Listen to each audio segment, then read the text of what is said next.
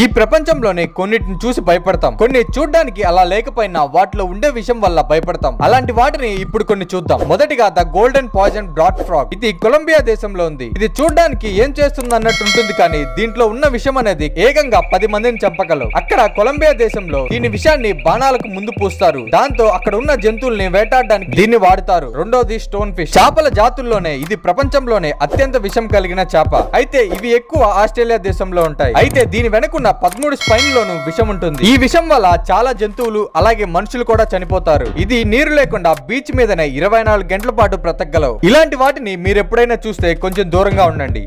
ఇలాంటి మరెన్నో interesting facts కోసం మన ఛానల్ ని సబ్స్క్రైబ్ చేసుకోండి.